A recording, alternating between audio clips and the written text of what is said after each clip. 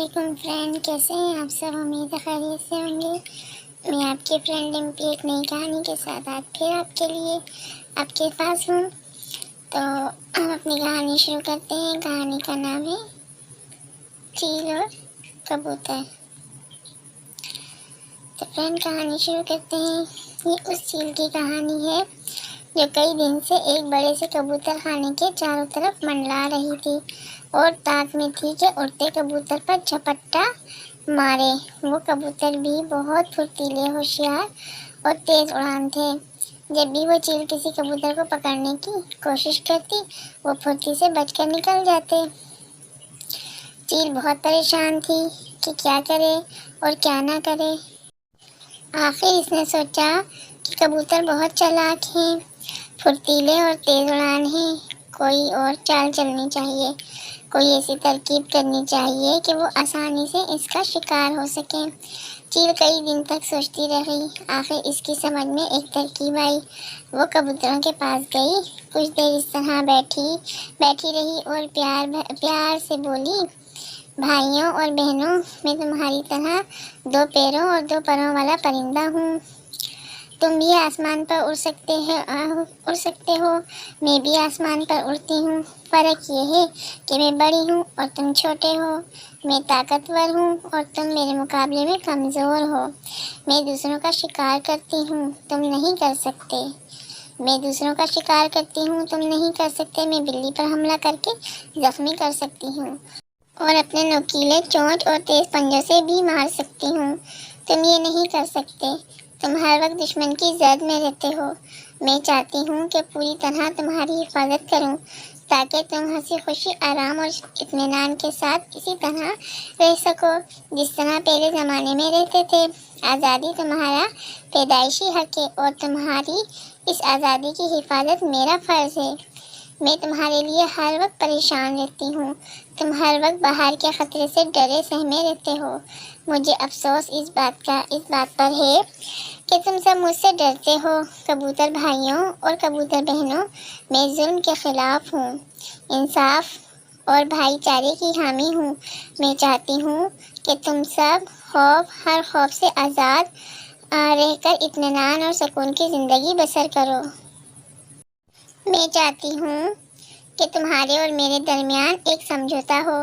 ہم سب عہد کریں کہ ہم مل کر دشمن کا مقابلہ کریں گے اور آزادی کی زندگی بسر کریں گے، لیکن یہ اسی وقت ہو سکتا ہے جب کہ تم دل و جان سے مجھے اپنا بادشاہ مان لو۔ چیل نے کہا کہ جب تم مجھے اپنا بادشاہ مان لو گے اور مجھے ہی حقوق اور پورا اختیار دے دو گے تو پھر تمہاری حفاظت اور تمہاری آزادی پوری طرح میری ذمہ داری ہوگی۔ تم ابھی سمجھ نہیں سکتے کہ پھر تم کتنے آزاد اور کتنے خوش و خرم رہو گے۔ اسی کے ساتھ آزادی، چین اور سکون کی نئی زندگی شروع ہوگی۔ چیل روز وہاں آتی اور بار بار بڑے پیار محبت سے کبوتروں کے سامنے ان باتوں کو طرح سے دہراتی۔ رفتہ رفتہ کبوتر اس کی اچھی اور میٹھی میٹھی باتوں پر یقین کرنے لگے۔ ایک دن کبوتروں نے آپس میں بہت دیر مشورہ کیا اور طے کیا کہ چیل کو اپنا بادشاہ مان لیا۔ اس کے 2 دن بعد تخت نشینی کی بڑی شاندار تقریب ہوئی۔ چیل نے سب کبوتروں کی آزادی، حفاظت اور ہر ایک سے انصاف کرنے کی قسم کھائی۔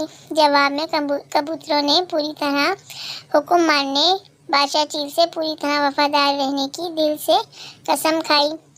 پھر یہ ہوا کہ کچھ دنوں تک چیل کبوتر خانے کی طرف اسی طرح آتی رہی اور ان کی خوب دیکھ بھال کرتی رہی۔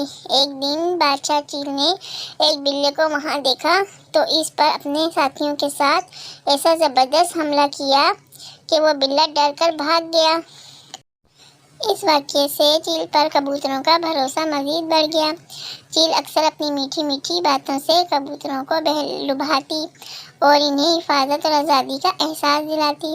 اسی طرح کچھ وقت گزر گیا۔ کبوتر اب بغیر ڈرے چیل کے پاس چلے جاتے۔ وہ سب آزادی اور حفاظت کے خیال سے بہت خوش اور مطمئن تھے۔ ایک دن صبح کے وقت جب کبوتر دانا چگ رہے تھے تو چیل ان کے پاس آئی اور کمزور دکھائی دے رہی تھی۔ معلوم ہوتا تھا جیسے وہ بیمار ہے۔ کچھ دیر وہ چپ چاپ بیٹھی رہی، پھر شاہانہ انداز میں بولی، بھائیوں اور بہنوں، میں تمہاری حکمران ہوں۔ تم نے سوچ سمجھ کر مجھے اپنا بادشاہ بنایا ہے۔ میں تمہاری حفاظت کرتی ہوں اور تم چین اور امن سے رہتے ہو۔ تم جانتے ہو کہ میری بھی کچھ ضرورتیں ہیں۔ یہ میرا شاہی اختیار ہے کہ جب میرا جی چاہے میں اپنی مرضی سے تم میں سے ایک کو پکڑوں اور اپنے پیٹ کی آگ بجھاؤں۔ میں آخر کب تک بغیر کھائے پیے زندہ رہ سکتی ہوں؟ میں کب تک تمہاری خدمت اور تمہاری حفاظت کر سکتی ہوں؟ یہ صرف میرا ہی حق نہیں ہے کہ میں تم میں سے جس کو چاہوں پکڑوں اور کھا جاؤں، بلکہ یہ میرے سارے شاہی خاندان کا حق ہے۔ آخر وہ بھی تو میرے ساتھ مل کر تمہاری آزادی کی حفاظت کرتے ہیں۔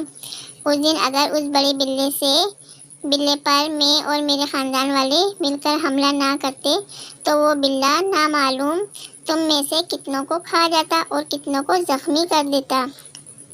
یہ کہہ کر بادشاہ چیل قریب آئی اور موٹے سے کبوتر کو دبوچ کر لے گئی۔ سارے کبوتر منہ دیکھتے رہ گئے۔ چیل اور اس کے خاندان والے روز آتے اور اپنی پسند کے کبوتر کو پنجے میں دبوچ کر لے جاتے۔ اس تباہی سے کبوتر اب ہر وقت پریشان اور خوف زدہ رہنے لگے۔ ان کا چین اور سکون مٹ گیا تھا، ان کی آزادی ختم ہو گئی اور اب وہ خود کو پہلے سے زیادہ غیر محفوظ سمجھنے لگے اور کہنے لگے، ہماری بے وقوفی کی یہی سزا ہے۔ آخر ہم نے چیل کو اپنا بادشاہ کیوں بنایا تھا؟ اب کیا ہو سکتا ہے؟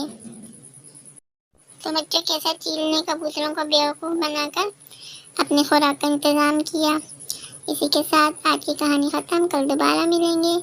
تب تک کے لیے اللہ حافظ، اپنا خیال رکھیے گا اور میرے چینل کو لائک، شیئر اور سبسکرائب ضرور کیجیے گا۔ اللہ حافظ۔